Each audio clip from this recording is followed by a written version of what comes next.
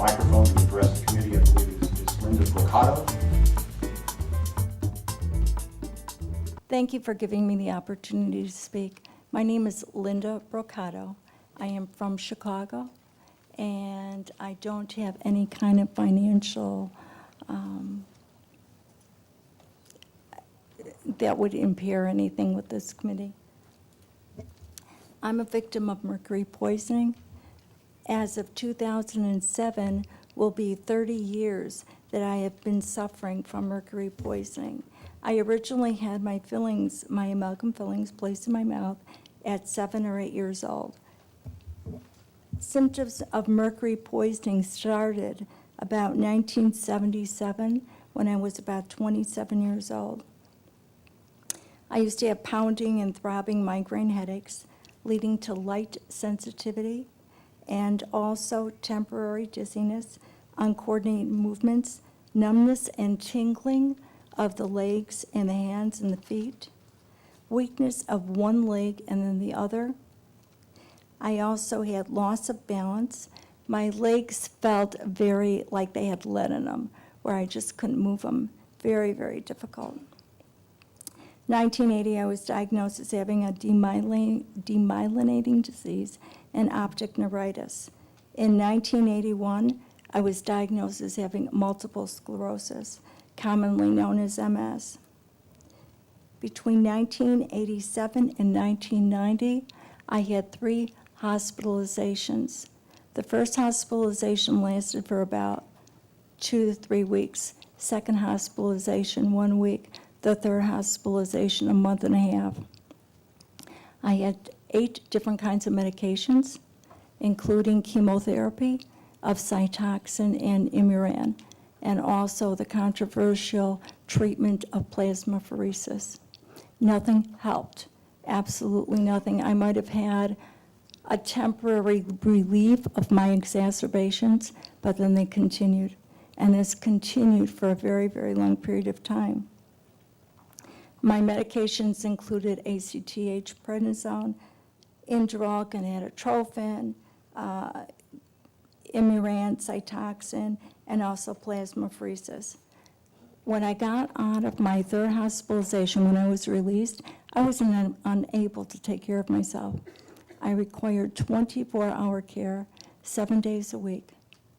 I required a Hoyer lift, a hospital bed.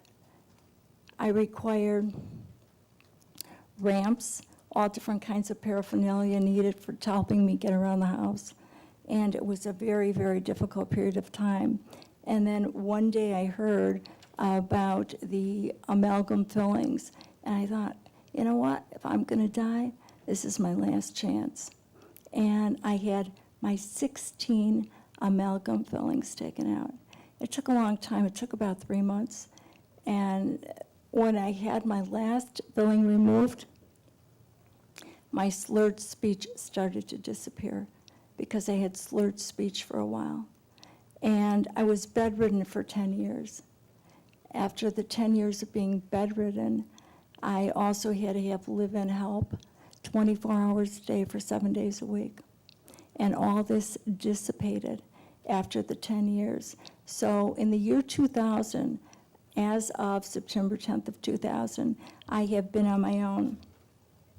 The important thing here is some of the tests that I've had. I've had the mercury vapor test, which revealed a very high concentration of mercury. And the dentist told me he didn't know what this was going to do for me, but he suggested that I did have it removed. The other thing being is that I had a neurometric brain mapping, EEG, and EP report. The summary of that report was, as a result, there is evidence which supports both a degenerative disease and toxicity. I also had another test which was regarding the amalgams that were in my mouth, and this is from Clifford Research Foundation, and it said the fillings may not be suitable or may require concurrent body burden reduction and risk management. Well, after I had the fillings removed, I have not had another symptom of MS for 17 years. I have not seen a neurologist for MS or had any other kind of MS medication for 16 years. I am by myself. I am able to do my own grocery shopping, my own cooking, somewhat my own cleaning. And I take a bus wherever I go. But the unfortunate part is I'm still in this wheelchair, and I'll probably have to be here for the rest of my life. And my dentist never told me there was mercury in the silver fillings, never.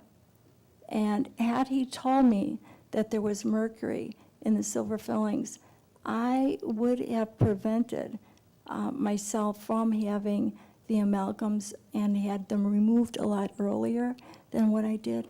And I do not believe that I would be in a wheelchair right now. It's a very, very difficult thing every single day, not knowing what's going to happen. I still fall because I don't have the balance that I should. But the important thing is here, I don't have the exacerbations. And I was having exacerbations 2 or 3 a day for 10 years, requiring all different kinds of medication. So it was a very difficult thing for me. And I do believe that mercury was a very big part of that. I don't know what else to say. I really don't. And at what point did I develop a hypersensitivity to mercury? I don't know. The only thing I know is that I had them in at a very young age. And what I know now is I don't have any of the exacerbations anymore. And I have known MS patients who have had their amalgams removed and are still having exacerbations. I can't account for that. I really can't. But thank you for your time. Thank you for your input. Are there any questions from the committee? Okay. Yes, I'm sorry. Dr. Asher. Thank you very much. How long after the removal of the amalgams did you start feeling better? 2 weeks. Thank you. Ms. Scally? Would you attribute the condition you're in at this time to having had the mercury fillings? Is this as good as you're going to get, according to your doctors? I believe that I will get better. I believe that I do need more physical therapy.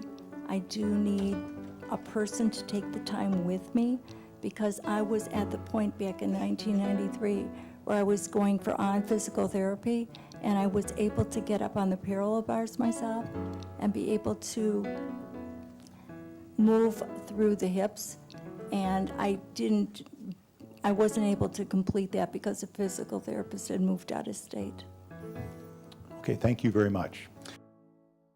In 2006, the FDA Joint Panel concluded by a vote of 13-7 that the FDA draft white paper does not objectively or clearly present the current state of knowledge about mercury exposure and the health effects of amalgam.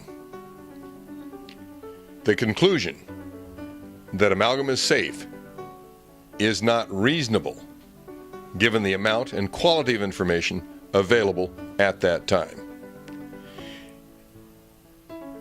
On July 28, 2009, in defiance of their own experts and in the face of overwhelming evidence of harm, the FDA dentists decreed mercury safe for everyone.